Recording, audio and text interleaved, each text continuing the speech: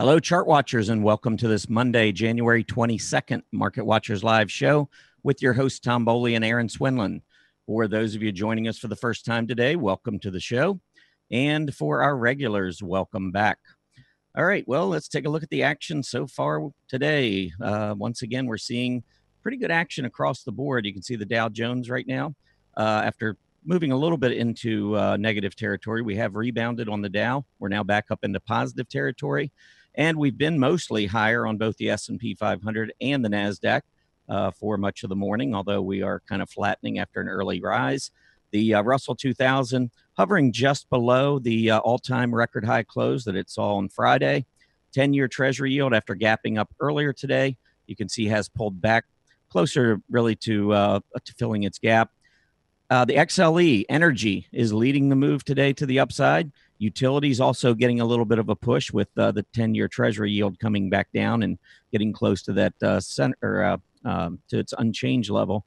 We do see utilities finally bouncing off of key support. We'll talk about that in a bit. The consumer discretionary or cyclical area continues to be extremely bullish, having another very good day. Broadcasting and entertainment, this is a chart we'll take a look at in a bit, making a breakout to an all-time high. Talked about this as a potential area to really consider in 2018. It's starting to look more and more bullish. And, of course, Disney is one of the featured picks there. And Disney, after a nice rise this morning, pulling back. Disney has not yet made its breakout, but we'll take a look at a longer-term chart on that one later. Halliburton reported earnings this morning. This is one of the reasons that we're seeing some nice action in energy this morning. They beat on the top line, beat on the bottom line, getting a really nice reaction to its earnings report this morning. And you can see also Netflix. This is the leader in the NASDAQ 100 today. And Netflix reports their quarterly results after the bell. So with that, I'm going to bring in my co-host, Aaron. How was your weekend, Aaron? I'm not hearing anything.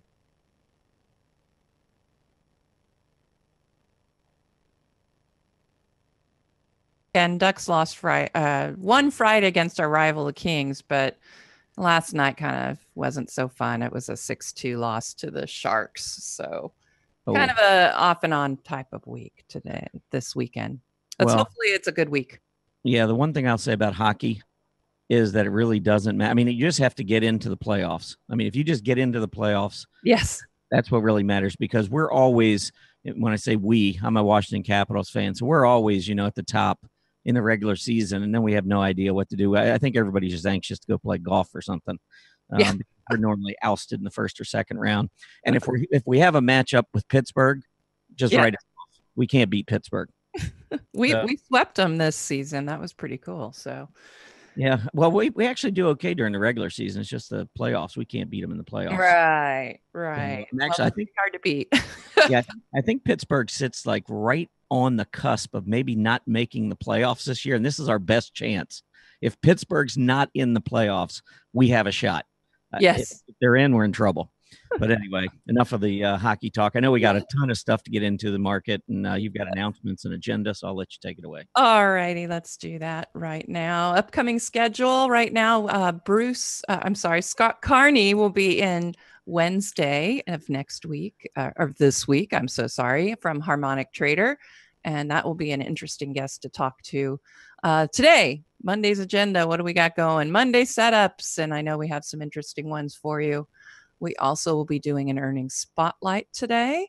John Hopkins is joining us for that. 10 and 10 to 1. Our first stock is going to be ICPT, Intercept Pharmaceuticals. And finally, we'll finish off the day today with my decision point report. So looking forward to giving that to you, some interesting indicators right now.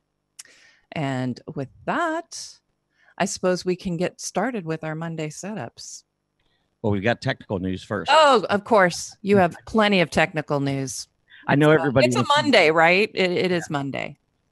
Everybody wants to get into Monday setups. And I think you got me again this week. So, I've got like revenge on my mind, but we're going to hold off. We're going to get into that in just a little bit.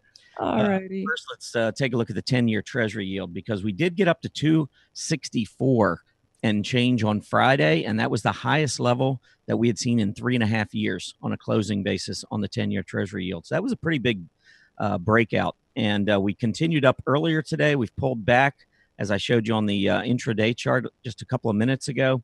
But we have moved back up off of those lows, and currently we're sitting at 2.65% or just beneath that after reaching a 2.66 level earlier.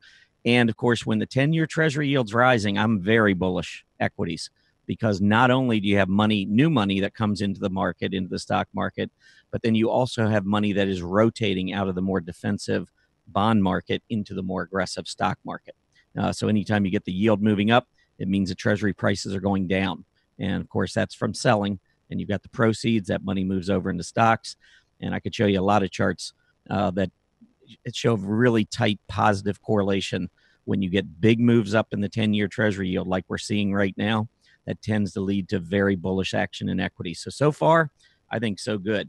Taking a look at some of the sector charts, mentioned energy having another good day, trying to make a breakout after a little bit of a flag here. You see a huge rise, been consolidating, which is not a bad thing. You've seen that the overbought RSI, we were up in the 80s. We did at least get back down to 70, but now we're starting to turn back up again with this move today. The group could use a rest, but try telling that to the stock market right now. I mean, the traders just continue to buy, and XLE has certainly been one of the beneficiaries. And with the Halliburton report out earlier this morning, I think that's just kind of given just more push to the upside. I'll talk about upgrades in a minute as well. And Schlumberger was among the upgrades, also helping out in the energy space. But the energy, I think, continues to look very solid. I mean, on this move, we do have maybe a slight negative divergence if we break out. But if prices keep moving higher, I would expect that the PPO, and by the way, I did make some changes on my charts here. Hopefully that these will be coming through a little bit better on your screen. But you can see I now have a PPO instead of a MACD. I've been talking about this for a long time. The PPO actually, in my view, is better than the MACD. The main difference is that the PPO is calculating the difference between your two EMAs on a percentage basis, where the MACD is doing it on a dollar basis. So when you look at them, they really look the same. But the PPO is better because you can compare the momentum on different priced securities much better than you can with the MACD.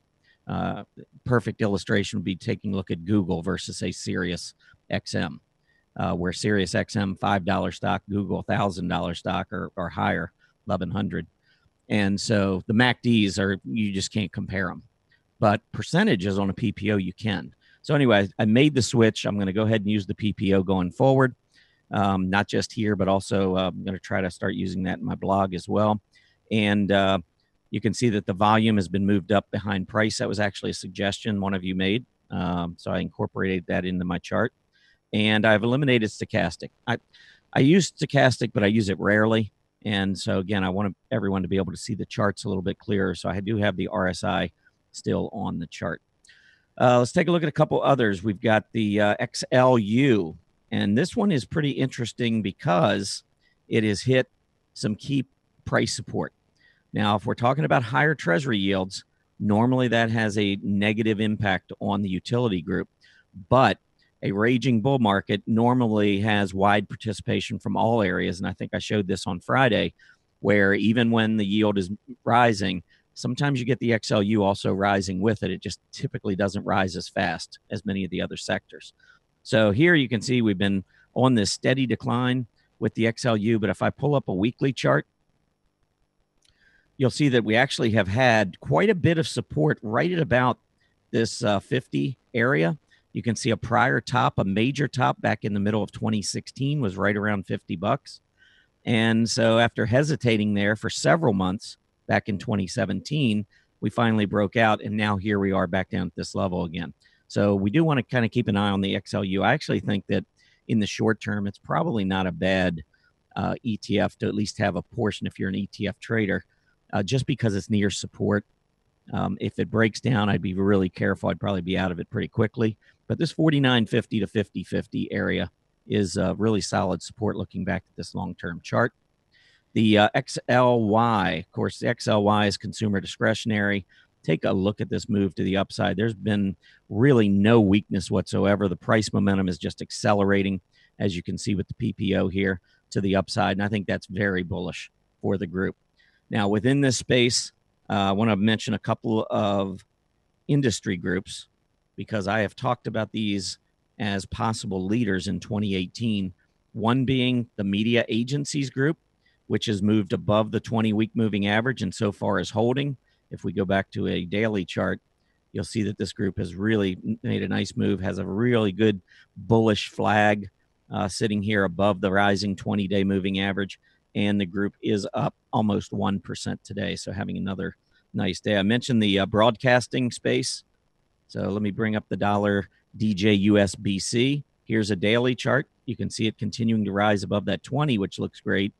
But where it really looks great is when we stretch out to the weekly chart. And you can see us now clearing the mid-2017 highs, and the weekly momentum is very, very strong here and accelerating as well. So I think that the broadcasting and entertainment space looks pretty good. And when I looked at I think it was the S&P 500, I think of the top 10 or 12 stocks in the S&P 500 when I looked earlier, 4 of them were entertainment stocks. So we got really nice action to the upside in the DJUSBC today. Also, let's go back to the daily chart and let's take a look at the autos. And after printing a top around 240 here, you can see we did pull back, at least temporarily, but it looks to me like maybe this downtrend is ending after a series of days last week with lower lows and lower highs in play. Today, we've reversed that trend. We now have a higher high and higher low in place. And if we stretch it out on a weekly chart, you can see that we have been rising in the autos for some time, for the most part, holding that rising 20-week moving average. So autos continue to look very strong. Another group to take a look at, this is in technology, the internet space. Internet, you can see on the weekly chart, continuing to move higher. Momentum is turning up as well with the PPO starting to rise again. I find that to be a bullish sign. And when we go to the 6-month chart, you can see that the earlier high set here in January 2018 is being cleared pretty solidly today. One group also that I mentioned making a major breakout last week, Marine Transports, which is in the XLI space. Marine Transportation Index, look at the move today. This group is up over 5% today after, let me bring up this 3-year chart. Look at all these tops at around 240, couldn't get through. Finally, 2 weeks ago or a week and a half ago, we did close above that 240 level, and that is leading to some outsized gains in the marine transportation area. Finally, the last index I wanted to take a look at is the biotechs, making a very, very big breakout here. This is on the daily chart, clearing the 2130 area where we kind of topped out back in October of 2017. Here was the pullback. Biotechs are coming back up on fire, making a breakout there. And on the weekly chart, I think you will see also that this is a very significant breakout. I've been calling for the right side of a cup to be filled at 2200. That was when we made this breakout back here at 1800. That was my kind of a more intermediate term target, was to get back to 2200. But if we pull this out to a longer term monthly chart, things really get exciting on the biotechs because we have an uptrend. We have a cup, which we're about ready to fill on the right side. And when we get a breakout above this little cup here, it measures another 700 points to the upside. So the biotechs look like they could do extremely well in 2018 as well. One individual stock, ANF, this is Abercrombie. They came out this morning, and this is just to give you an idea of what's taking place in some of these retailers. They raised their revenue guidance after indicating that their January comps are going to be up high single digits. They were originally forecasting that they'd be up low single digits. So this was a big raising of their revenue estimate. And after, you can see here over the past several weeks how Abercrombie's been performing much better, made a breakout on Friday. Now they are raising their guidance today, heavy volume coming in. And again, these retailers, if you haven't already noticed, they are certainly, they've been on fire for the past few months. And I expect that they're going to continue to be for the next few months as well, with pullbacks along the way. We'll get some opportunities, but this is a group that you definitely want to keep on your radar. In earnings news today, we had Halliburton coming out. And by the way, there were no economic reports. I normally get into that to start the show, but there were none out today. But in earnings, Halliburton came out, reported revenues $5.94 billion. The market was only expecting $5.57 billion. So a really nice beat on the top line. Bottom line, 53 cents versus 46 cents. So if you want to know why this stock has been performing so well over the last 2 months, well, it's because you got to follow technical analysis. I mean, this is a stock that's continued to be bought, very few pullbacks along the way, and now we get the fundamental news with the much better than expected earnings on the bottom line, along with the top line, big beat there as well. The gambling stocks having a good day, and one of the big reasons, Wynn Resorts, WYNN. They also reported excellent results. I did see on the wires coming across that they had missed their earnings by 2 cents, but according to Zacks, which is what I follow, they beat their earnings by 4 cents, 140 versus 136. But I think it was on briefing.com. I saw that they came up 2 cents short, 140 versus 142. So believe which one you want. I tell you, the traders seem to like the report no matter which one you go by. Top line Wynn beat estimates $1.69 billion versus $1.54 billion. So overall, great report from Wynn. You can see the volume already very strong, and another gap up here in this stock. So gambling stocks continue to do well, and I think look strong as we continue into 28 through 2018. One other earnings-related stock that I wanted to mention, PetMed Express. This is a much smaller company, and they came out with great numbers. Top line, $60.1 million. Market was only expecting $57 million. And bottom line, 44 cents versus 33. Really nice beat. Stock was trading at 53 and change at the close on Friday. Gapped up today, opened at 57. So certainly looked pretty good. But I think it's another one of these cases of buy on the rumor, sell on the news. News comes out, gaps up, and now moving back down. I actually think this is a really nice looking chart. I'll be watching this one probably over the next several days, couple weeks, and maybe look for a bottoming area. I mean, as the 20-day comes up here, you've got price support just below, looks like maybe 46, 45 and a half. So maybe if we get that 50 up, keeps falling back down, maybe we print a hammer or something closer to that level. But the further it drops, the more I'm liking the reward to risk here. I think it's too early to jump in. I mean, this thing could continue to sell off all day. So it'd be a little risky to jump in the midst of all this selling taking place today. But it was a very solid report. And when this thing finds its base and support, I do expect that we'll see some recovery here. All right, just a few upgrades, and I'm going to turn it over to Aaron for downgrades. HOG, H-O-G, which is Harley Davidson, got a gap up. Looked like we were making a breakout, but so far failing with a negative divergence here. So the stock's run up quite a bit. It might just be a case that it needs to pause a little, and I would be a little concerned with this failure. It's got a catalyst. It's got the upgrade. It made the breakout on the open. But if we finish with that big black candle, I imagine we'll see some more selling over the next couple of days, provide some better opportunities for entry. Juniper, JNPR, upgraded, did get a gap up. It's been sideways consolidating and really just continues to trade in this range. So I'm not too excited about that one. USX upgraded, and the stock hasn't been able to make this breakout. It's in a nice flag pattern. It's been rising and then just kind of going sideways here for a bit. But I want to get some volume in and a breakout above 40. That would be bullish for X. And the last one I have is Schlumberger, SLB.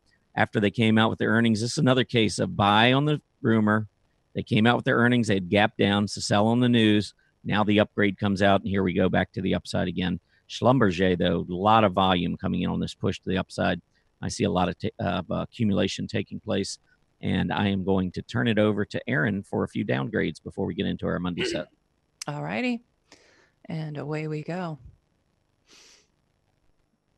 Okay, so first of all, we're going to look at GE. They had a downgrade. Imagine that. Tom and I were kind of joking about we've definitely been giving GE no love, and not surprisingly, with the downgrade, we were already seeing the decline in place. You can see the 5 had already crossed below the 20. Notice the PMO had already given us some warning with the top below the 0 line. So not looking like there's any support in sight just yet for GE. So as far as a downgrade, I'd go right along with that one and probably not touch that with a 10-foot pole for a very long time. Apple was also downgraded, interestingly, but with the difference I'm seeing here with Apple, and in fact, I do believe I actually annotated a chart for us to look at for Apple, since it's a pretty popular stock. And as you can see, we've got this trading range it's been in for quite a while. And then we did get the breakout and it's pulled back to that area of support. So I'm not seeing a huge problem here for Apple. Granted, we're seeing the scooter sort of trailing off a bit more and the PMO has decelerated. But I'd be watching to see if that 20-day EMA in this area of support can hold. So even though we're getting the downgrade, there might be some opportunity here to pick up Apple. And American Express really tumbled, and you can see it was Friday was already a bad day going in. And again, we could already see the PMO was beginning to top off here as price was starting to consolidate and round off.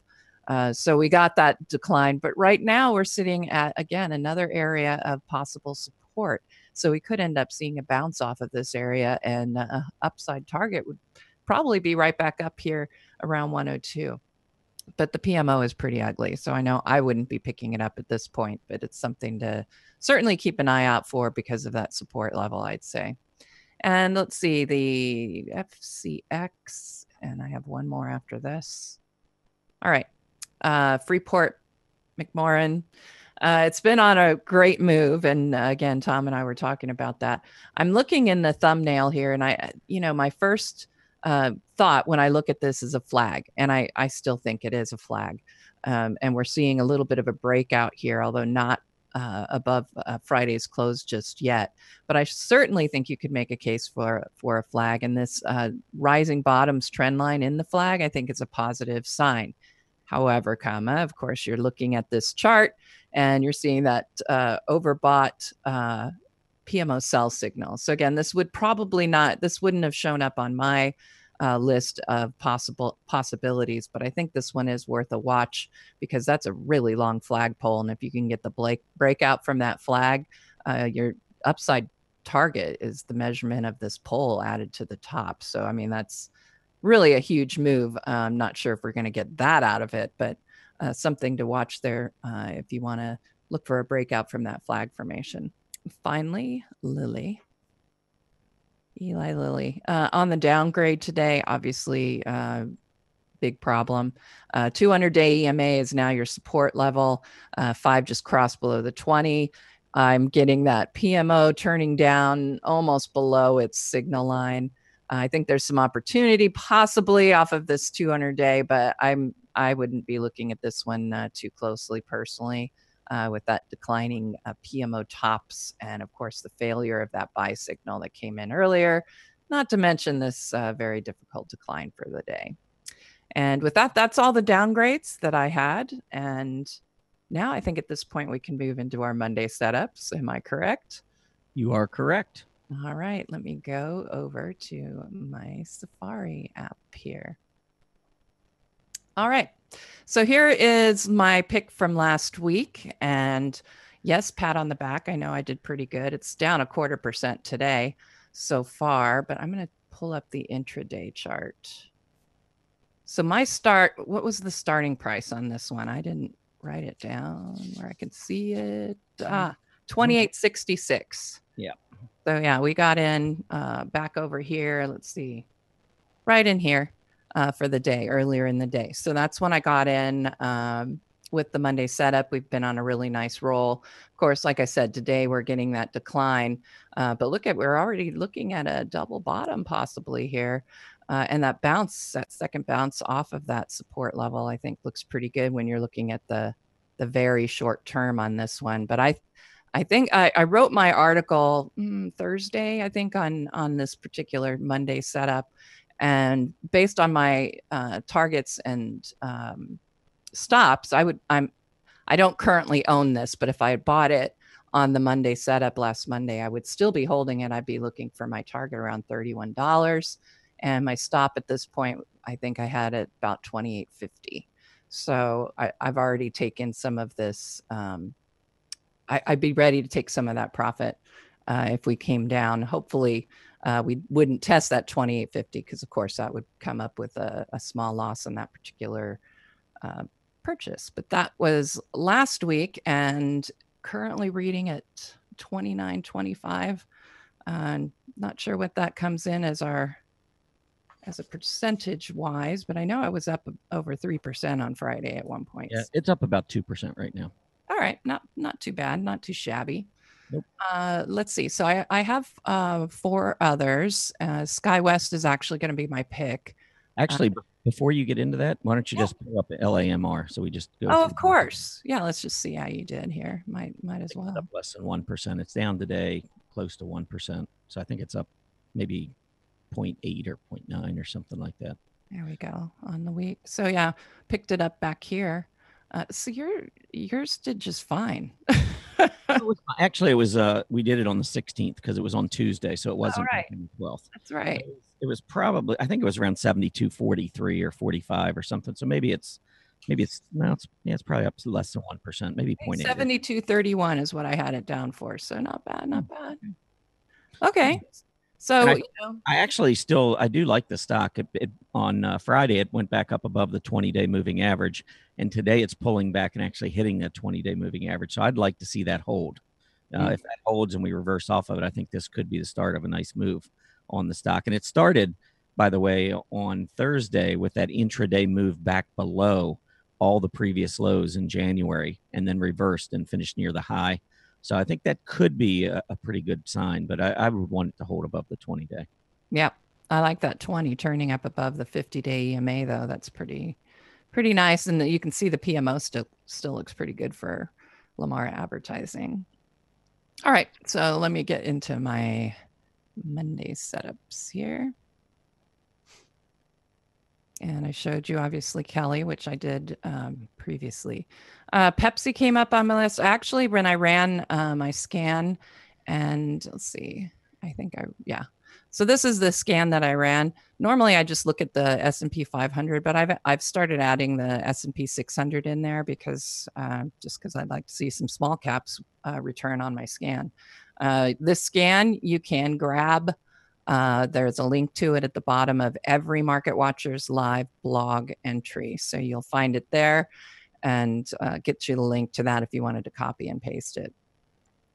But I got about, I think it was like 17, and I weeded them down to these 4. So Pepsi was one, and somebody did comment in the live chat room, hey, you're giving us these breakouts already. Can you find some where they haven't had the breakout yet? Yeah, of course, those will sometimes come up, but a lot of times these stocks don't enter our radar until we get a breakout. So, and the other point is when you get the breakout, then you start watching for the pullback, because a lot of these will pull back, especially if you have, for example, a 1% gain in a day. So anyway, the Pepsi is just now coming up with a PMO buy signal. I thought this looked good on the breakout. I think I pulled up the weekly chart to give myself an idea of what we were sitting at here. We've got a PMO buy signal on the weekly chart still going. Nice little breakout. So I think Pepsi looks pretty good. My other setup was SBA Communications. I like to see the fact that we had this, I would call it descending triangle, and those are bearish patterns, but we got a bullish conclusion to a bearish pattern. I always like to see that. Really nice oversold PMO buy signal. You can see the scooters coming back to life on this one. I would say that your upside target would be right around here, of course, at overhead resistance, about 175. And I would have my stop, down here in that 161, 162 area probably. Again, I'm an intermediate term trader, so I'm willing to hold on a little longer for those returns. So anyway, that would be one of them. VeriSign was the third one. And this one hasn't had the breakout yet from that declining tops trend line. So that is one of the things that kept it from being my setup. But those rising bottom price is really nice. You're kind of looking at a symmetrical triangle, which is a continuation pattern. So I would expect to see this previous rally pick up here, but I would like to see the breakout before I'd get in on one, but this is a pretty nice setup. And then finally, my choice for this week is going to be SkyWest. I do not own this. I don't think that I will go buy this, but I just wanted to give you this is my setup. I liked this flag formation, and the flag itself looks like a pennant here. If we can hold that area of support on this pennant flag, I would be looking for, well, your upside target is the length of the flagpole added to the top when you get the breakout, and that would put us around $63 for my upside target. My downside stop would be probably around $15.50. Looking here in the thumbnail, maybe $53 if I was risk averse here, determining how short the trade would be. But you've got a strong stock here, and its universe has been sitting up here above that 75 line. Not thrilled with that flattened PMO, but it makes sense because we're consolidating right now. So at this point, I'm going to pick SkyWest as my Monday setup. Let's see, the reading is 54.25. Okay, there you go. It's in the books. Let's see. I have a few that I want to go over. I have not even picked yet which one I want to go with, but the first chart I have is Alibaba, BABA. And I like this one because it has been uptrending.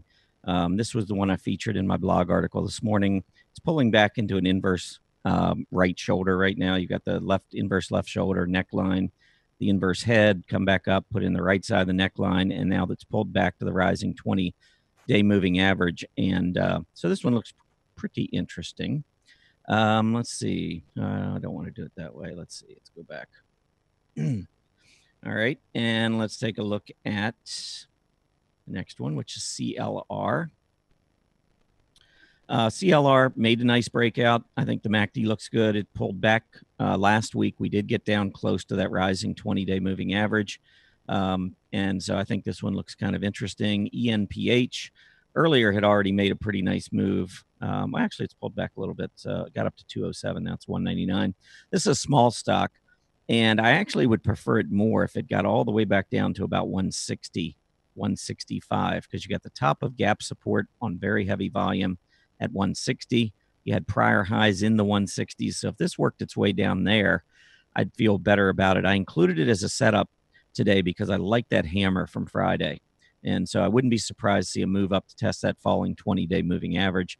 And that could be a nice trade. But the fact that it's already gone up some, and I'm only looking for it to go to the 20-day, I'm gonna probably not go with that one. It's a little riskier, a little bit more volatile as well. I am a fan of the renewable energy stocks, and they have been pulling back. And I think Solar Edge Technologies, which has been a really big mover to the upside, and it's tended to move higher with its earnings. Now, won't report until February, but you can see the last time it reported earnings back in November. Huge gap up, traded up all day long, very solid volume. If you go back 3 months earlier into August, you'll see that was the earnings report then. Another big gap up with heavy volume, sideways consolidation, and then a move up in anticipating solid earnings. Got them again, and now we've been going sideways. We're getting close to key support down here at around 33. We're still in the 34s, so we got a little bit of room. But target on this one would be up at around 39 and change. So the reward to risk on this one, I think, is really starting to look pretty good. So that is also one. I'm going to bring up a few others, and then I'll give you my pick. I'm kind of deciding as I go here. SCHN, I love this test of the 20-day moving average on this pullback. I actually own this one. So this one could be one. COHR also making a pullback after a nice move. Look at the volume on the move to the upside, trying to get the breakout. It failed. It's coming back down on lesser volume, and it's testing the rising 20-day moving average. So again, I think this one is good. IBM, I like. IBM coming down, testing the 20-day moving average. They came out with earnings last week, blew them out of the water, top and bottom line. And now we're getting that first pullback and test of the rising 20-day moving average. Also, if you look over here, this was the breakout area at about 161 on heavy volume back in early January. So we're coming back not only to price support, but also that rising 20-day moving average. NCS, this is NCI Building. This one's just kind of working its way back down, getting close to the 50-day moving average and the top of this gap support, which is down maybe 1775 or so. So as this one works its way down, I'm beginning to like the reward to risk, but it might just be a little early here. So those are the stocks that I had on my list, and I am going to go with the one that I actually own, which is Schnitzer. SCHN, current price is 36.10. Wish I could have gotten it a little bit closer to that 20-day, but I think it's going to bounce off of here and go back up and challenge that 38.75 area. So my pick is SCHN, and the price right now is $36.10. So all right. There is our recap for the Monday setups. Aaron is going with SkyWest, SKYW, and I am going with SCHN. So we're both in the S's. Yes. We're both in the S's this week. But there were some nice potential setups along the way. And, you know, your style and my style are a little different, no doubt. You're looking for that momentum to already start, you know, and kind of get that PMO turning up. And I'm more of trying to find the key price support and try and get it before that PMO starts to turn up. But 2018, you're 2 out of 3. You got me 2-1 right now. Yeah. I mean, I was trying to think back. I wish we had, I had spreadsheeted all of these because honestly, I mean, I think since we started the show in March that very few times have we come in negative. But of course, you know, when you're in a bull market like we are, we all can feel pretty smart. Yeah, it makes it a lot easier. But the key for me is watching to try and get these, you know, money rotates. And so we always have these opportunities to get in as money is rotating out of a group. I mean, I think the gambling stocks were a great example of a group that was not participating when we opened January. It actually was pulling back while the market was taking off. And now you can see what happens, though, after that group has pulled back. Now it's just taken off. So it does create, in my opinion, much more reward potential to try and get these closer to price support. And with Schnitzer, SCHN, I would be careful if the stock went back below today's low because it went below the 20-day moving average. I saw that earlier today, and I actually put a buy in when it got back up above the 20. And then as soon as it executed, I went back in. I've got an intraday stop below today's low. Now, I'm not saying we'll do that. I mean, we'll go ahead and hold the stocks for a week because that's what we've always done. But from a short-term trading perspective, I don't want to see my stock go back down below the 20-day and below today's earlier low. So that's what I'd be looking for. Mm-hmm. All right. And with that, we do have a guest, and I'm going to bring him in here in just 1 second. But first, let me get into this earnings spotlight, which is brought to you by earningsbeats.com. Earningsbeats.com is a trading service designed to set up high reward to low risk trades. This strategy resulted in a 2017 risk-adjusted return that outperformed the benchmark S&P 500 fivefold. Earningsbeats.com only trades companies that have beaten Wall Street estimates as to quarterly revenues and earnings, and they will teach you how to spot great trading opportunities that focus on both strong fundamentals and strong technical charts. Learning to exercise the patience and discipline of an experienced trading service is paramount. Earningsbeats.com. Better timing, better trades. Mr. Hopkins, we haven't had you in here for a little while. How are you doing today? I'm doing good. How are you? I am doing pretty well. I can't complain. I mean, it was a nice weekend. Very warm here on the East Coast, as you know, because you're in South Carolina. Oh, yeah. It's warmed up. Yeah, you're on the other side of the state, but you're on the good side of the state with the beach.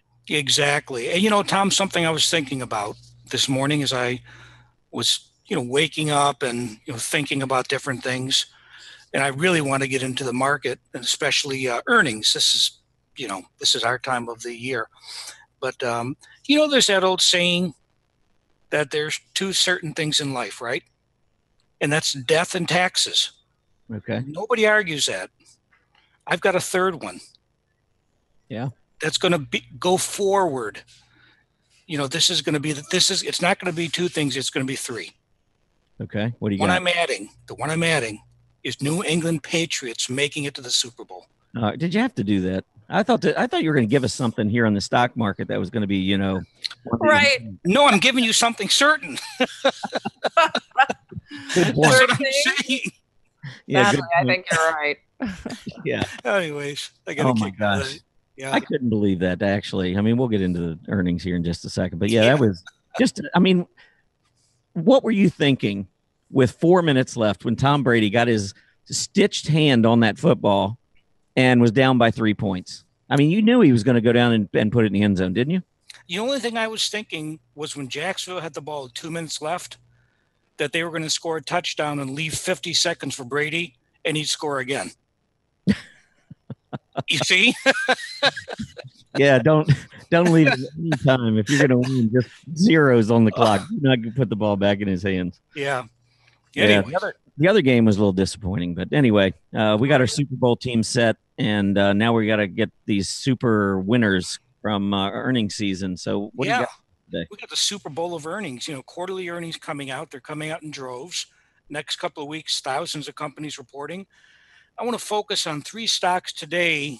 And, there's so many coming. I could spend days going over them, but let's go over 3 specific stocks that I think sort of fit very nicely into earnings beats and how we operate. And then I've got a couple of other stocks that were actually alerts. I'll go over them. But let's start with Halliburton, HAL. Okay. Reported earnings this morning. And you can see exactly what's happening, right? Yeah, it's leading the entire energy sector up. It's leading the energy sector. It's gapped up. It's got nice volume. And this company is now on our radar screen. Mm-hmm. It's going to become part of what we call our candidate tracker. People at Stock Charts might think of it as a chart list stock. Mm-hmm. This company is going to end up, because it beat top and bottom line, then we're going to be really patient and watch this stock to pull back, because it is going to pull back. Well, they don't all pull back. That's not a certainty. That's not a certainty. I'm going to go over one of those in a few minutes, but at some point it will pull back. Okay? It will. Yeah. And what we're not going to do is chase it. It's very overbought at this point, can stay overbought. But I'm going to like if this thing pulls back, $3-4, give us a good shot. Mm-hmm. Buy it near key support. So if it goes against us and we're wrong, we get out. Mm-hmm. But this is a perfect example. That's one. Here's another one that is going to be interesting. Netflix, NFLX. Oh, yeah. They report tonight. Yep. After the bell. Now, if you look at that stock, also technically overbought, they better blow it out of the ballpark. Because if they don't, it could so easily pull back, 10, 15, $20. Mm-hmm. And I know that there are people saying, I'm going to get involved in this because if it's great, it's going to go up $30, and it could. But I'll tell you something, if you own this stock and it misses and it drops $20, you're going to be glad you sat on the sidelines. So that's one of the key things that we drill into people's minds at earningsbeats.com. Let's not be involved in stocks into earnings reports. Let's let them report, have a great move like Halliburton, then be patient, get them on when they pull back and participate in that way. I will say this about Netflix. And if you look back and the end of August through early October, before they reported last time, you can see that they were anticipating this. The market was anticipating good results. And I know their subscriber numbers were really strong, but I think that they missed on, well, maybe they didn't miss, but they didn't really blow it out that I can call. Maybe I'm off. I'm not sure. My point here is, though, that the stock ran higher into its earnings report. And then after earnings were reported, next 2 months, Netflix continued to drift lower. Mm-hmm. So if you waited until the earnings report and then got in, it was a very frustrating next couple of months while the stock market was moving higher because Netflix was not following suit. And now you look, and since the beginning of December, and especially the end of December, we have had a huge run up. So there is a lot of anticipation for a strong report out of Netflix. And if they disappoint, I think it could be very similar to what we saw over the last, toward the end of 2017, where we drift lower for a period of time, maybe going back to price support. But if they blow it out of the water, who knows? I mean, we'll see what. Yeah. By the way, if they blow it out of the water, they'll end up on our chart list as well. But if they miss, they won't. Right. Okay. Then the third one here, is General Electric, GE. Oh my gosh. They report Wednesday. Yeah. Okay. Now here's obviously very oversold, but just they're in free fall. Yep. Is this going to be one of those cases where such horrible news is built in, that they could make a jump? We're not going to risk it and be involved. But I'm kind of giving you a couple of different stocks here, and for people to think about. GE, you're sitting there saying, "Boy, this stock is down so much. I'm going to get involved in it into the earnings report. It can't be horrible, any worse than we think. And maybe I'll get a good pop, but the stock could also be $13." Yeah, I wouldn't buy this stock with your money, John. I appreciate it. Thank you very much. All right. Well, the volume's been so strong to the downside. There's been a lot of distribution taking place in GE. A lot of folks been bailing, heading for the exits. And yes, at some point, the stock's going to hit probably a support level. And I'll let everyone else try and figure out what that level is. I'm a momentum trader. I'm trying to find stocks that are going up. I have no idea where GE's bottom is. Exactly. And I certainly wouldn't want to be holding it into its earnings report. Maybe they cut their dividend again. Maybe who knows what they're going to do. Yeah. But yeah, there's a lot of uncertainty there, but a lot of folks are bailing before earnings for sure. A couple of other stocks real quick. I want to point out, and this is again CLDR. If you pull up CLDR, this is a case of a stock that we put out as an alert, long alert on the 18th, just last week, at $17.71. Our target was $19.40, and we had a stop loss. What was our stop loss? Well, it doesn't matter. Okay. The stock in one day got as high as 1911. And when it got to 1911, I looked at it and I said, this is close to where the reward to risk starts flipping. In other words, we got involved in this thing with the idea of a 3 or 4 to 1 reward to risk. Mm-hmm. It got close to that 1940 level. I put the profit alert out, and you can see what happened. And the reason I point this out is that when you get involved, in a stock and you get the kind of movement that we got in one day, you have to start thinking about what's my reward to risk at this point. And so in addition to keeping stop losses and honoring those just religiously, Tom, if you get a profit that quick, 8% in a day, and you're closing in on the price target, you got to take the money.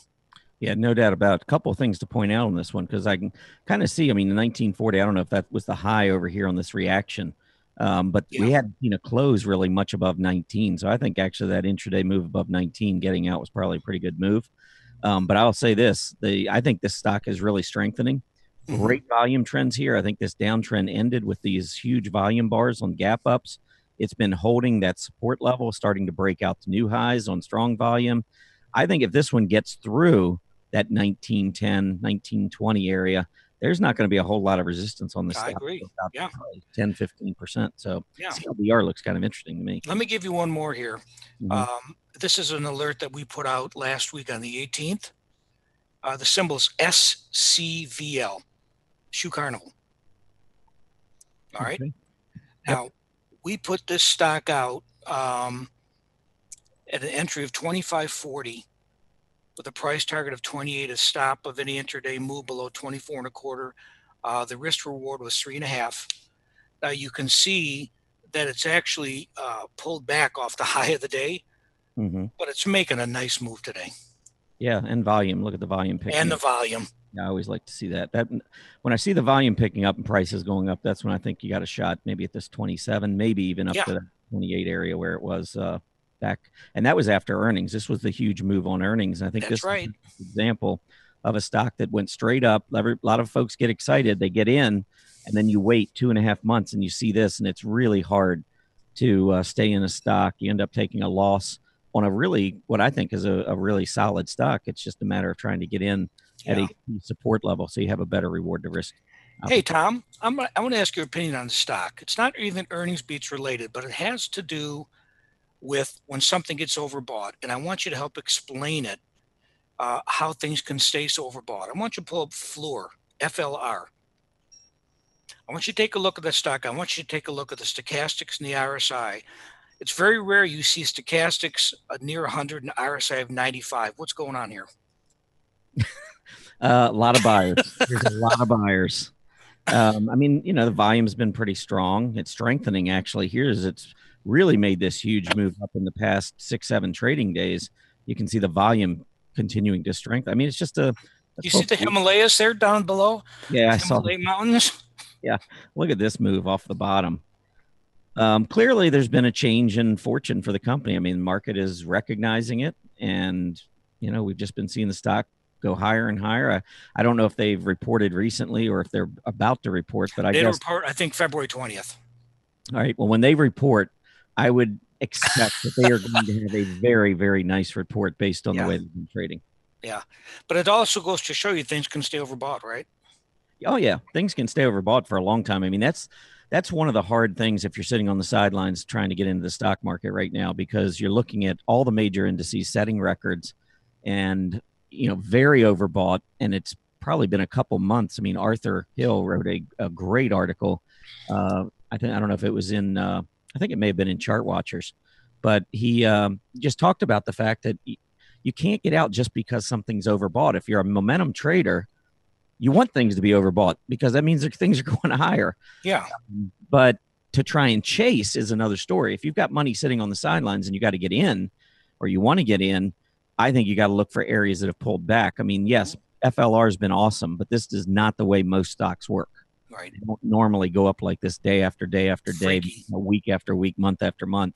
I mean, this stock really has only had one sell-off since its low back in August. We went sideways for a while, but we have only had one little brief period of selling down to the rising 20-day and took off. And I mean, there's really nothing bad about the chart here. It's just overbought. Yeah. Okay, listen, if anybody wants to go to the site, our chart of the week is Finish Line, by the way, FINL.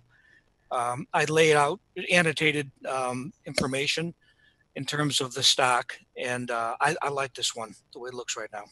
Well, it's part of the retail space, which I love. I love retail. I think this pullback to the 20-day moving average and gap support's very strong. It's starting to turn back up again.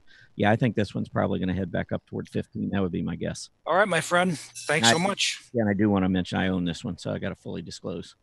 Okay. Yeah. But yeah, it was great having you on, and we'll see you again next week, John. Thanks. A lot of earnings to look at. Lots. Go on. Bye-bye. See ya.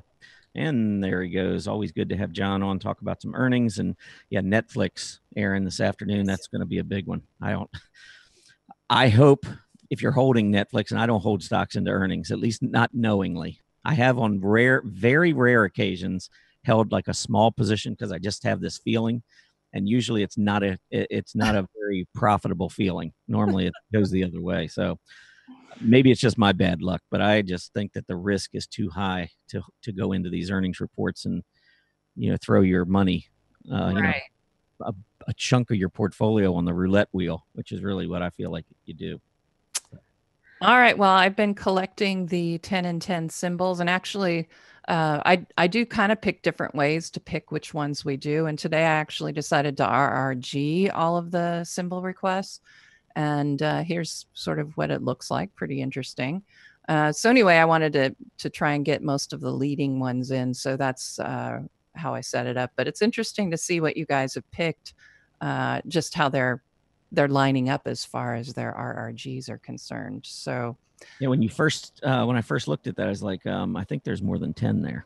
Oh yes, there definitely are. This is the whole list of what I have so far. So yeah, like I said, I went in, I'm going to I looked at which ones have those northeast movements going on. And so they took precedence today. So your first one though is Intercept Pharmaceuticals, ICPT.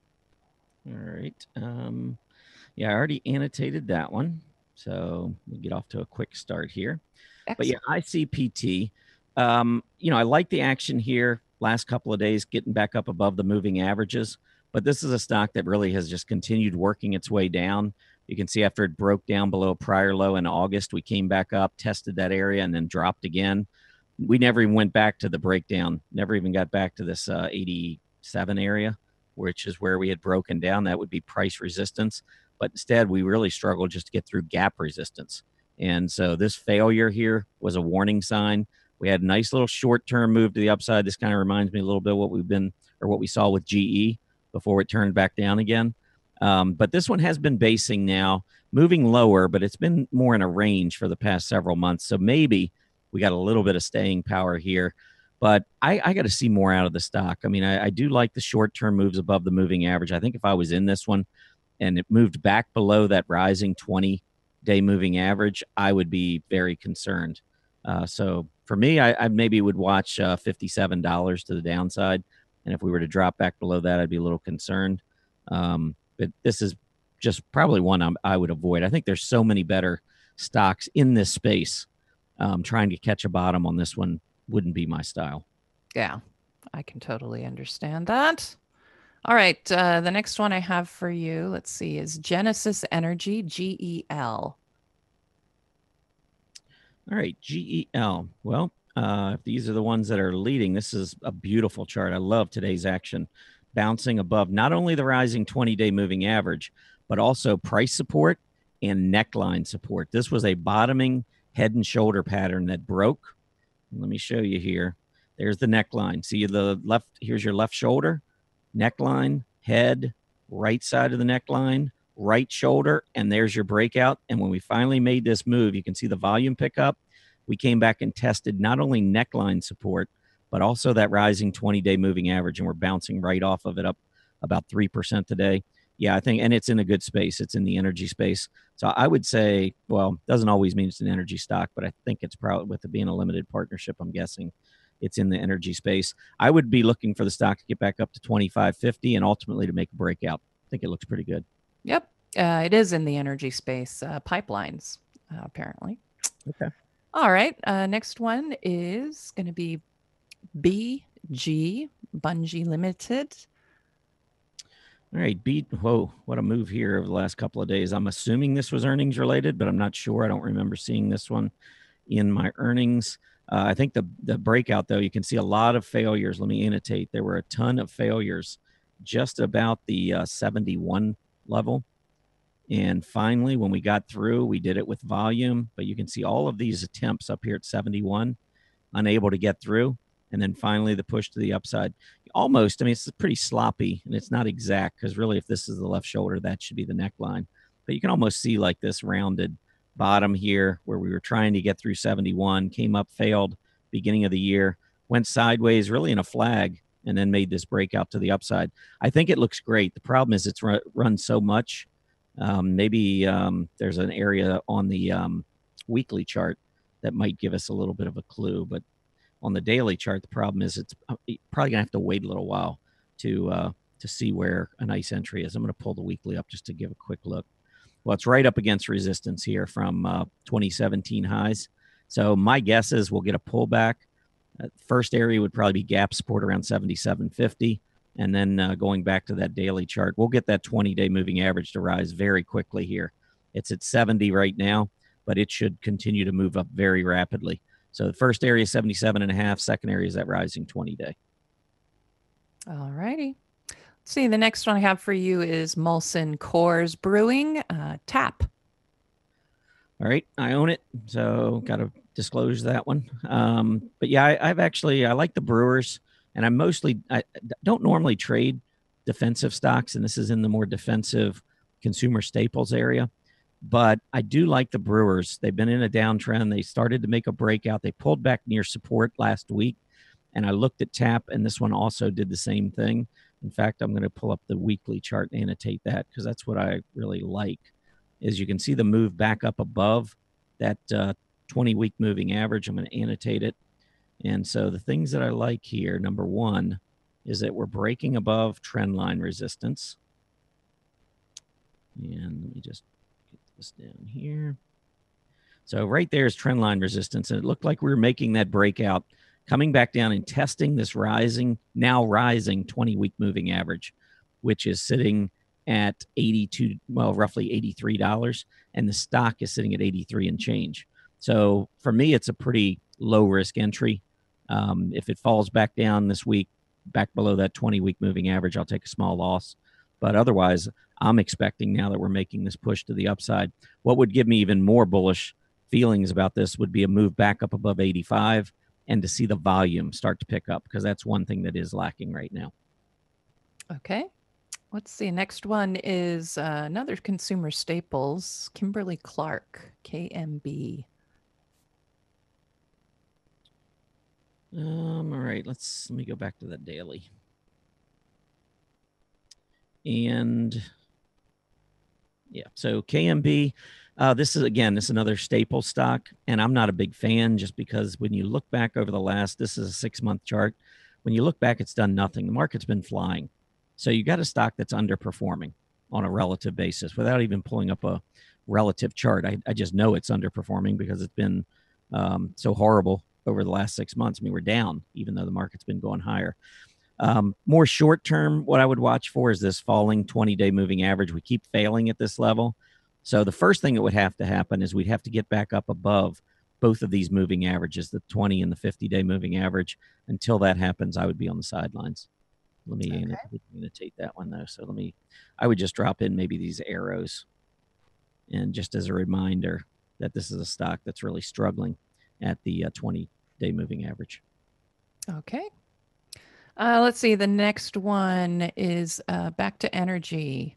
BP Prudhoe Bay Royalty Trust, BPT. Okay, BPT. Well, it's fallen all the way back down into gap support. I actually like, even though it's way off the highs from earlier today, there was a lot of buying taking place earlier. So finally, we found the level where the buyers were interested. I think the gap support and price support here kind of interesting. So that was a prior high from back in October. We cleared that on rising volume. And now as we come back down, we've got the 20-day. And you have to realize we were up over 26.5. And so after this huge move, we needed a steep drop to get back down close to price and gap support near 21. And then that 20-day moving average, which is around 22. So this is kind of an interesting zone to accumulate BPT. I like it, actually. I just, in the short term, that tail, maybe we move back down a little bit lower, but I think the closer it gets to 21, the better I like it on a reward to risk basis. Excellent. All right, the next one we have is Etsy from Cyclicals. All right, Etsy. I know recently we had a little bit of a pullback because we had a downgrade, but we did print a hammer and starting to move back up above the moving average. I want to clear this trend line. We got a little bit of a channel going. So we had a beautiful uptrend, and if this could break the channel, I would be much more interested in it. In fact, I'm pretty bullish the stock anyway. I think it's performed really well. But you can see right there, we've got a pretty strong trend line that we're getting ready to test again. And if you connect all of these lows, it's really been almost like this channel that we've been pulling back. We were very overbought. As John Hopkins was mentioning earlier, you can see these blue mountains, although they're a little green here. But the mountains, anytime you get the RSI above 70 and it stays there for a few weeks, just starts feeling like you could use a pullback. That's what we've seen on Etsy. And you can see the RSI actually dropped into the 40s. And that is normally a pretty good area. I think a combination of the RSI down near 40 and that hammer right there, my guess is that the low that day is going to hold and that we're going to get a breakout to the upside. So I'm a fan of Etsy. I think this one goes higher. Okay. Let's see. The next one is GMP Capital. It's the Canadian version, which is GMP.TO.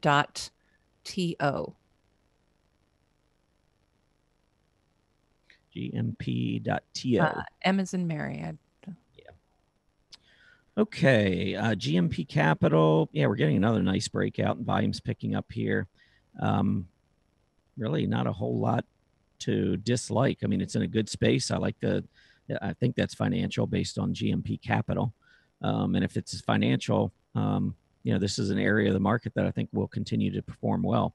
So it may not be a leader, but I do expect it to perform well. Any pullback, I would be following the 20-day moving average. We haven't really tested it, got a little close there back maybe a week or so ago. But I would just continue to watch the 20-day as it rises. I would expect that to provide some really nice support. Volume trends here look good. I think you got a pretty good stock here. Okay. All right. Next one is BBC, Virtus Life Science Biotech Clinical Trials ETF. What was the ticker again? BBC. Okay, BBC. When you said Virtus, I was thinking, well, maybe it was V. Well, maybe it was V. But okay, we made a breakout here, which I think is good. Volume's been picking up, even though it's not a very heavily traded ETF, and that's fine. I don't really worry as much about volume on an ETF. But after making a breakout here, we failed, came back down, tested that rising 20, which I like, and then we broke out again. We've been holding support, and now you can see the 20 has moved up above that support area. The latest breakout, after getting up to 31, we pulled back, tested the prior price support, and then broke out again. You can see the volume. Today's volume is pretty heavy. Just again, I'm not a big volume fan for ETFs, but it does tell me that there's interest anytime you're moving higher in a group and there's more money rotating and you're getting more volume into the ETF. So I think it looks pretty good here. MACD looks good, seems to be accelerating in terms of price momentum. So I am a fan. I would be bullish BBC. All right. And our last one, the ever popular Twitter, TWTR. Yeah, Twitter, I think, had pulled back, if I'm not mistaken, recently. But let's talk. Yeah. Actually, I like today's candle right now on Twitter. It is near getting closer to price support. It's at gap support, and we've had a pretty nice reversal, but it's intraday. So the candle could change by today's close. But I'm looking at that low, or excuse me, that open on the gap right here. And then you can also see the prior high before we got the breakout. I think that we've got pretty good support between, say, 22 and 23, or 22 and a half, and maybe 23 and a quarter. And we got down today as low as 22.86. So this is a pretty key area. We were just a week ago over 25 and a half on Twitter, and now we're back in the 23s. I think the reward to risk actually is setting up pretty good. Now, the volume's been picking up a little bit to the downside, but I don't think we've lost what I would consider to be more significant support. So I think as long as we hold, I'm going to say 22.50, I would be bullish Twitter. All right. And that is all of the 10 and 10 at this point. So you can see the symbols right now that we covered. They will be in the Market Watchers Live chart list. And the link to that is at the top of the Market Watchers Live blog page. With that, I think I'm going to go ahead and get us started on our final market update. And away we go. All right, I'm going to start with our candle glance. And I've adjusted it slightly. But at this point, you can see all of the major markets are still riding higher. We're getting a little bit of a pull back off the intraday highs currently, but still looking pretty good.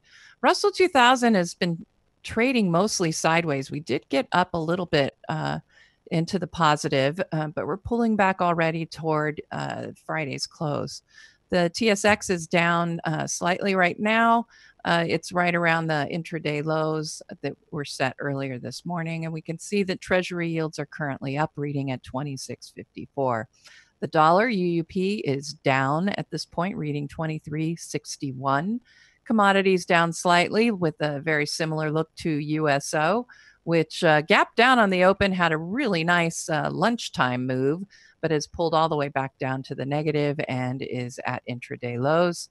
Gold, it's been a volatile day, but at this point, it's mostly unchanged, reading 126.40. The VIX is lower on the day, reading just above 11. And we can see as far as TLT, the bonds ETF, pulling back after a really nice lunchtime move, but pulling back toward Friday's close at this point in time. I'm going to take us back to the member homepage, and we'll look at the market summary just to get a final look at what's been happening with our sectors. There we go. And as you can see with the sector spiders, energy and utilities are both leading today. Not a surprise, like I said, when we saw the RRG, to see some of those energy stocks coming up with a northeast movement. Currently, materials and industrials are the laggards, the only two sectors in the negative currently. As far as U.S. industries, biotechs, oil services, and oil are leading, as well as natural gas. Airlines are having the most difficult day, currently down almost 1% for $XAL. International ETFs, India and Spain, Austria leading the list, all up over 1%, including the Taiwan ETF. South Korea down 1.41% right now. Certainly the biggest laggard of the international ETFs. Followed with Mexico and Brazil, as well as Australia, all in the negative territory at this point. Let's go ahead and we'll go look at our scooter movers from our homepage. And as far as large cap top up, at this point, making a move of 35 reading points on this incredible breakout right now, with the PMO buy signal coming in oversold territory. Certainly looking at a big breakout right now, and consequently a move that is bringing us up very quickly on the scooter. As well as, let's see, I know that NBL, Noble Energy, was one that is in that energy space. Obviously, we're seeing a flag formation and almost getting that breakout from that flag. The 50 is just now crossing above the 200. That means that we're looking at NBL, Noble Energy, moving from a bear market configuration into a bull market configuration. With that, I'm going to complete that market update and go ahead and have you follow up with some technical notes. If you're there, Tom. I just have one chart that I actually wanted to share, if I could, just real quick. Yep, I'll get my stuff ready for the decision point report. All right. And this is a interesting chart. I actually was annotating it here. But if you look back, this is the Dow Jones U.S. Drug Retailers Index. And when I did my 2018 market forecast, I was really highlighting not just going forward in 2018, but when you look back to 2017, some of the clues that you get before a big move is made to the upside, like we saw with the renewable energy, with the home construction index, that whole group. You know, a lot of times you get basing or you'll get a downtrend. And when that breaks, because keep in mind that during a bull market, an overall bull market, there are periods of time where these groups kind of lay dormant, or they just they're out of favor and the market just ignores them. But then they start coming back. And when they do finally make a move to the upside, they can make a huge move. So this is the $DJUSRD, the Dow Jones U.S. Drug Retailers Index. And if you go back to 2011 and 2012, you know, you can see where we went sideways here for a couple of years, but it was putting higher highs, higher lows. We finally made that break in 2013. And this was a group that did extremely well into 2015. So about 2.5 years of very, very solid performance where the group had gone up probably, I don't know, maybe a triple. But over the last 2.5 years, you can see we've been moving lower. But here in 2018, look at the MACD. This is a weekly MACD, PPO. That's this is going to be a hard habit to break. But you can see on the PPO, the weekly PPO is breaking back above the zero line. It's now positive for the first time in probably 2.25 years. And the downtrend channel that we had in play has been broken to the upside as well. And if I go over to the daily chart, you know, it's hard to see what's going on when you're looking at the daily chart. But just keep in mind that in a downtrend, you expect that you're going to keep putting in lower lows, lower highs, lower lows, another lower high, and then we're going to go back down. But this has actually started to act over the past 2 months very bullishly on the daily chart, holding on to the rising 20-day moving average. And we have made it all the way back up to this previous high. So all of a sudden, it doesn't look like lower lows and lower highs anymore. We're starting to look a lot more bullish on the daily chart, and that weekly chart is showing a breakout of the downtrend channel. So this is another group, and I didn't really focus on defensive areas of the market, but drug retailers to me also look very strong as we head into the second half of January. So whether or not we can make this breakout on the daily chart, I think will tell us a little bit more, but things are definitely beginning to look up in this space. All right. I am ready to move toward my decision point report at this point. So I'm going to go ahead and share my screen and get started. All right. Everybody can hear me and see me, hopefully. Yep. Okay. Good. All right. So this is the 10-minute bar chart. I'm just going to basically give you a rundown of the major markets and the decision point indicators, as well as a follow-up on dollar, gold, oil, and bonds. So I'll give you my decision point view of that. Before I do get started, though, I do want to let you know that in the Decision Point blog, Carl has written the DP Weekly Wrap, and it goes over many of the charts that I'm going to go through for you now, only he's looking at the weekly charts for a lot of these. So you'll get a bit of a more intermediate term version than you're going to get during the show today. So looking at our 10-minute bar chart, I just really wanted to note the fact that we're not seeing any of these downturns, but we do get these momentary pauses where we're kind of stair-stepping up. And as of today, we got a breakout from the last area of overhead resistance, and we're heading back up. So I would expect to see another stair step here and eventually some more consolidation. But I don't think we're there quite yet. I think we still have some more upside that potential. I'm a little worried because right now my PMO is quite overbought, but it's not at honestly overbought extremes. And I say that only because I know that the PMO range typically for the major indexes and the S&P in particular is between 2 and -2. So we're not quite to 2. And of course, you can always end up stretching a PMO out further and further, depending on how overbought price gets or how stretched out price gets. But typically, you're not going to see it move too far above that normal range. But as I've been talking about, as Carl's been talking about, we could be looking at somewhat of a new normal that we're seeing after this parabolic move. I'm not expecting a crash down to, some of this basing area, if you want to call it that. I would expect to see it move higher, and then we're going to start consolidating and getting ready for that next move up is more than likely what we're going to see here. Very, very nice on the scooter. It's still moving quite well. And as we see with the Dow, very quickly, I'm liking the fact that I'm starting to see these flag formations on some of the major indexes.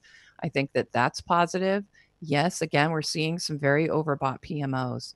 I would direct you to my Chart Watchers article because I did talk about how, we're all looking at the markets as being very overbought.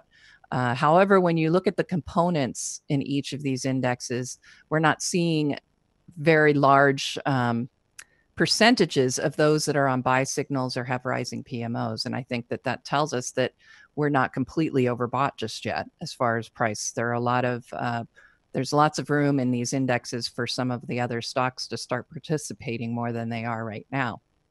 So here's the NASDAQ 100. And again, making a very similar move. We've got these bullish confirmations. So at this point, I'm just not seeing negative divergences or problems when I'm looking at the NASDAQ.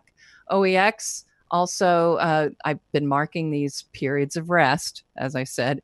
Clearly, we're still moving upward, but we take a little bit of time with some overhead resistance, and now we're popping out back again. And again, the PMOs are getting very overbought, but we're still not seeing readings too much past 2, if not higher. This is the S&P, and again, I marked these areas of resistance or stair steps, and right now we're starting to head up, take that step back up. Let's go ahead and look at the S&P 400 daily chart very quickly. And again, I'm looking at these areas of consolidation, these stair steps per se. But at this time, when I'm looking at the S&P 400 ETF, we're still just seeing a straight up uptrend. We're really not getting a lot in the way of a pause since early December and into late December, where we couldn't get past this area of overhead resistance. But S&P 400 still looking sharp. And we can see with the S&P 600, we're now hitting this area of overhead resistance. And that could be a problem. But like I said, we keep finding these areas of resistance, and then we pop back up and start forming another area. So I'm not too concerned. I would expect to see it pop back up. But if we do see it pull back from that area with small caps, if we start seeing them fail, that would give me pause as far as the larger cap indexes are concerned.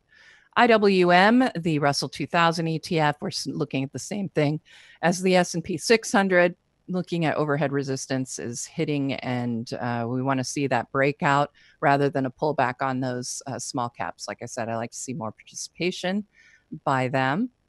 I'm going to go into our indicators. These are the ultra short-term or climactic indicators, as I like to call them.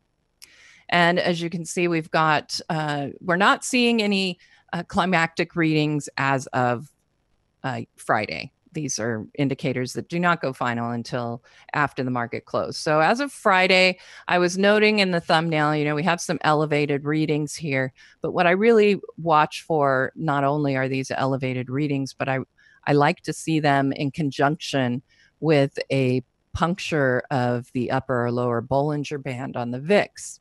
And again, I invert my VIX scale because I use the VIX as a very short-term indicator. And so I like to see when we get higher readings on the VIX, people are getting very bearish. And I'm a sentiment person. And when people get really bearish, then you should expect a rally pop or a little bit of a move to the upside after you see those punctures. And, we did see that over the last 2 days when we got these climactic readings previously. So that's what I'm looking for at this point. The VIX is, hovering there in the middle of the Bollinger Band. So I'm not getting that much from these indicators right now, in my opinion. Short-term indicators. I'm finding this really interesting because we don't see this very often, where you get such a negative divergence between the Swenland Trading Oscillator, the STOB, which is based on breadth, and the STOV, which is based on volume. And I find this somewhat concerning, I'll be honest, because when you start seeing this divergence, the volume indicator is continuing lower. So to me, that's telling me that volume is not really confirming what's going on here as far as the indicator is concerned. And we're seeing the STOB rising. A declining STOV is not a bad thing necessarily, because of course you really want to see these unwind in order to turn back up. But I just don't like seeing that decline while we're seeing this is our intermediate term indicator rising. I'm going to pay attention to this. Like I said, it doesn't happen too often, so I really can't give a complete opinion as to what's going to happen based on this, because you just don't see this very often. So anytime I see something unique or something I haven't really seen before, I definitely want to watch it closely so I can gather that as information as to what to expect next time around. But interesting to see those negative divergences, and we'll have to see how those play out. This is the intermediate term indicators, and I did a whole rundown on Friday on these indicators so that you can understand them better. So feel free to go and watch that Friday broadcast. Currently, the intermediate term indicators are trending higher. And again, there's that little bit of a negative divergence going on between the volume indicator and the breadth indicator. So I think that, again, is very interesting. We talk about volume leading price. And so if I start seeing these volume indicators getting soft, that does give me pause. But, we're talking stair steps. So that means that we're probably at this point right here of that stair step. And now we're going to consolidate a little bit more across, hit some overhead resistance at the current high, intraday high, I would say, or nearby, and just, continue that move on. What we'll want to watch is how overbought these indicators get. And again, I don't usually get too concerned with these indicators until we get crossovers. So even if we see the ITBM turning over, I'm not going to get super concerned until we start seeing the negative crossovers, because that's when you're going to typically have the problem. I've highlighted other tops that we've had in these indicators. And as you can see, they're pretty accurate on giving us an intermediate term look as to what might happen after they top. And in this case, really since the election back in 2016, we usually are looking at a consolidation move after these top. But as you can see, we got a bit of a pullback on this one and another pullback on that one. So again, we'll want to watch closely when these indicators top. And I will, of course, give you the immediate notice either in the Decision Point blog or on Market Watchers Live if we get that top and there's something to be concerned about. I will, of course, inform you. We're looking at UUP right now, the dollar, and we had this head and shoulders pattern that executed as expected. We have not reached the minimum downside target just yet. I can't remember what it is. I can't remember when I calculated it, but it's somewhere around I think it's 23.30, somewhere in there. So we're not quite there, but it does look like we found a bit of support. I'm still not looking for the dollar to rebound just yet, and mainly because of the fact that we did break down below this area of support. I know that we're finding a little bit of a pause here. I'm going to show you the weekly chart because that's what is what's concerning me here. We really need to hold this area of support, and we're already having difficulty with it. If you look in the thumbnail, we closed above it, but right now we're flirting with closing below it, and I think that would be a very negative signal for UUP. And you can see we've already gotten an intermediate term PMO sell signal on UUP, the dollar. So I would expect more downside. I would be looking at that $23 range as the next area of support, but we might be able to hold this. The dollar might be able to hold it, but I'm not thinking we're going to see that. I think we're going to see more downside on the dollar. I would expect to see some more upside on gold. We had a little bit of a fake out here with the PMO. It was decelerating, looked like it might top, but it's heading back upward again. And, I was a little concerned about this negative divergence showing on gold, but, it's with the scooter. I'm not quite as concerned about it. At this point, I'd be looking for that overhead resistance right around that 1360 area for gold. And I'm going to take you quickly to our USO chart. Flag formation going on here. And if you wanted to extend that flagpole all the way down, I think you could certainly do that. I'm doing this with a bit of a, I'm trying not to get too aggressive with the length of this flagpole. A lot of that because we are seeing a topping PMO in overbought territory. Could be time for more of a pullback. But, I like this downsloping flag. And typically you see the breakout and then you're going to get a rally the length of that flagpole. So even if you're conservative in your estimate of the flagpole, you're still looking at a move definitely above $13 for USO.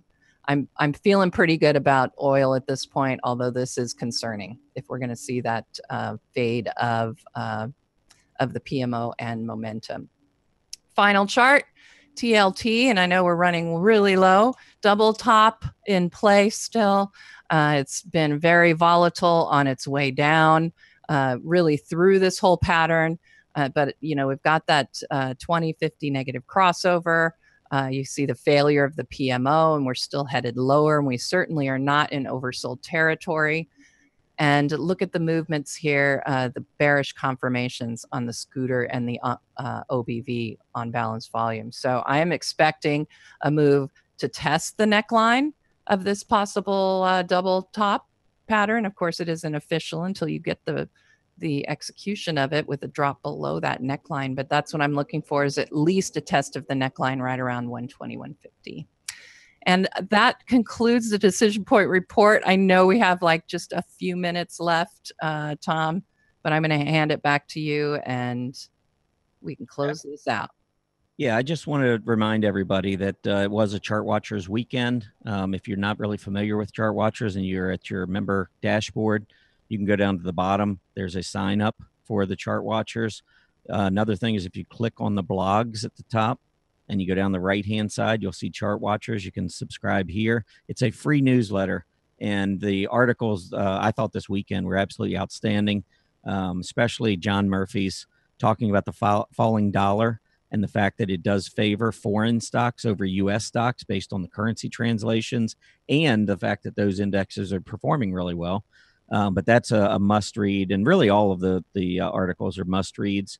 Aaron posts in here twice a month, along with me, Greg Schnell, Arthur Hill, John Hopkins, and John Murphy. But, John Murphy and Arthur, most of their work is done behind the paywall at Stock Charts. So this is one of the areas where you can sign up for free and get a lot of their thoughts, what they're looking at in the market. So I think it's a great resource. If you're not already a subscriber, I have no idea why you wouldn't. Literally, if I was new to Stock Charts, first thing I would do is sign up for that Chart Watchers newsletter. Great information in there, and just kind of help protect you against maybe some shifts in the market that you're not realizing. And with that, we're just about ready to wrap up. You got 15 seconds. What are your final thoughts for today as we start this week? Oh my goodness. Well, I think I went into this week as a bull, and I'm gonna stick by it. I'm really curious what those short-term indicators with that divergence is really going to end up with. But at this point, I'm still feeling pretty good with the breakout we have today. So going into the week bullish. Yeah, it's hard not to be bullish. I know I said neutral. It's going to be interesting for me, and the thing I'm watching is just earnings. I mean, we got so many earnings reports coming out this week, so we want to see how many of these stocks are performing extremely well heading into earnings. So I really want to see what kind of reactions we get, whether it's a buy on rumor, sell on news type of situation. But there are a number of stocks like Halliburton today that just keep going up despite the fact that they were overbought heading into earnings. So interesting. You've got the upcoming schedule up there. We do have Scott Carney, Harmonic Trader, here with us on Wednesday. So that should be a great interview. And just want to thank everybody for stopping by.